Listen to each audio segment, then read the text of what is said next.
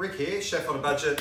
Here today to show you how to make a traditional Italian tomato sauce known as a Sugo. Very, very simple, very tasty. Just takes a bit of time on the stove. So let's not muck around, let's get straight into it.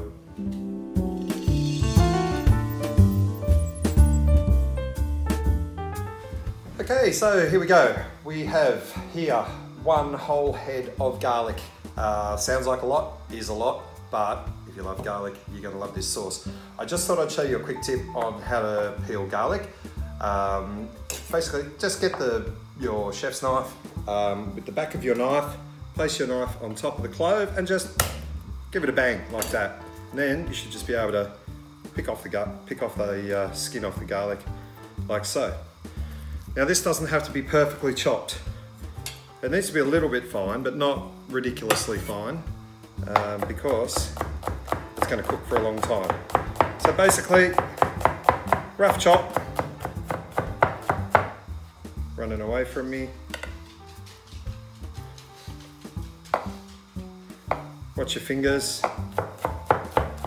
Just tuck your fingers, those knuckles, tuck them under like that, push down, and that way your knife can run up and down on your knuckles like so, and there is absolutely no way you can cut yourself if you hold your fingers right.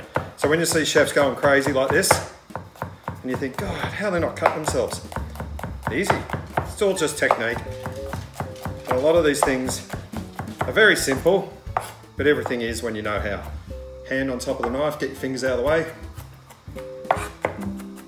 and just run your blade through.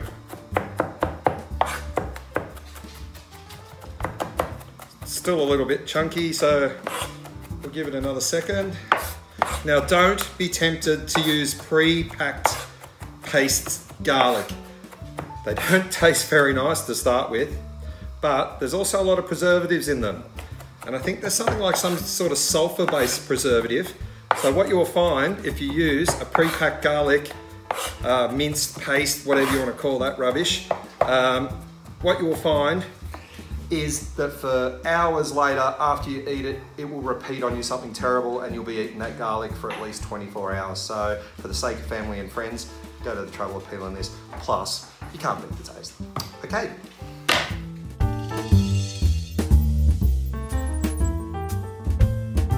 Okay, so here we have, believe it or not, all the ingredients that you're going to need to make an authentic Italian tomato sauce. So we have 5 bottles of passata, Aldi, I think they're about $1.40 a bottle, a jar of chili paste, I have my chopped garlic, some salt, feel free to use whatever salt you like, I have some black pepper, some caster sugar, and a cup of olive oil. All right, so all we do to get this show on the road is I've preheated a pan here, a pot. I pour in a whole cup of oil. I'm sorry, but I am going to have to turn my exhaust fan on a little. Right, so straight into that we go with our garlic. Now this is going to be hot, so you need to move fast. Okay, so garlic's in. Now the chili paste, you do to taste. Oh my goodness. I wish you could smell this. Oh, there isn't too many better smells in the kitchen than that. Okay, now you don't want any colour on that garlic, right? So straight in with your passata, which is basically an uncooked tomato puree, seedless tomato puree. Now, as I said, I'm using 5. I have my oil just a tad hot. A little bit of colour on that garlic, but that's okay. It's not going to matter. It's not bad. Okay. Now I will tip just a little bit of water into these bottles and give them a quick swill. Not too much water, just like a little squirt out of the tap. Just so I'm not wasting. Now I know that looks like a lot of oil as well, but trust me, you need it. Not just more for flavour. So I'm putting in a fair whack of salt. The tomato is very acidic. Now we can re-season to taste. Quite a bit of salt. Okay. And now I'll add to that a little bit of caster sugar.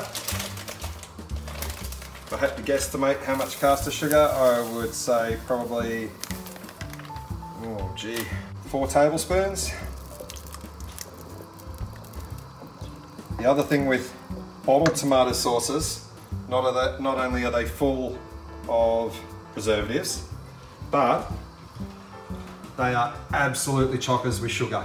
Chockers. Now I know I've put a little bit of sugar in this. I'm just putting you guys down for a second while I put my garlic in. My pepper. Garlic on the brain. Now, lots of pepper.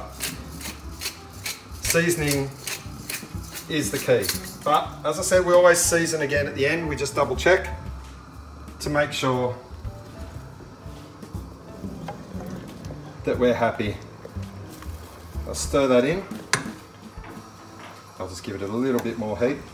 Now please notice the absence of onions, the absence of capsicum, ground oregano, whatever you want to call it.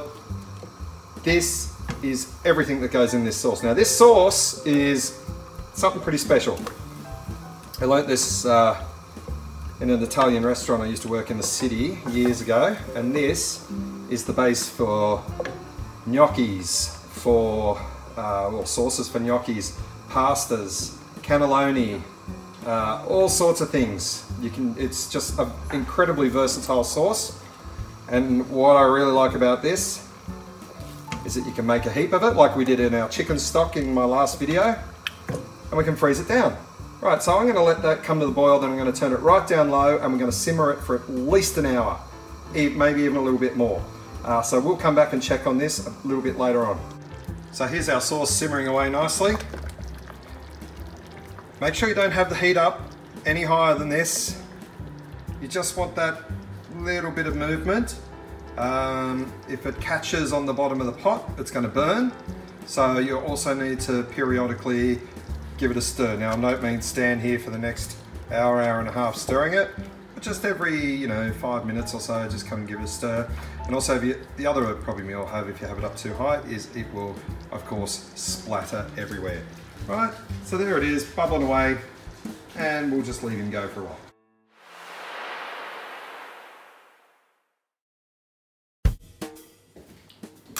Okay, so our tomato sauce, Sugo, has been ticking away nicely on the stove for a good hour and a half. I've been stirring it. It's reduced, which means obviously reduced in size. Sorry, my fridge beeping at me telling me I hadn't closed it. You can see the colour difference, and it's a lot thicker. You don't want to go stupid thick. It's a sauce, right? And I won't dip my finger in it because I'm on camera, but oh, far out. Sometimes less is more, you know what I mean? My glasses are fogging up, but sometimes you don't need to complicate things. You know, what's that? Keep it simple, stupid. Just do that. Perfect, absolutely perfect. So these are 1 litre containers. If you want to get some, if you're thinking, yeah, great, nice containers, mate. Where do I get them from?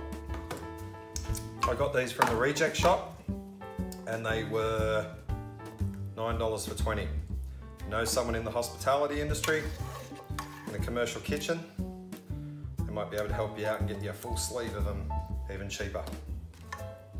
So my plans for this, in my next video, I will be making a soft ricotta and spinach gnocchi with meatballs, Sugo, fresh herbs, Parmesan cheese, and because it's me, well, I'll be putting some chili on it. But what I've got here, lid on, after it cools, lid on, out in my freezer.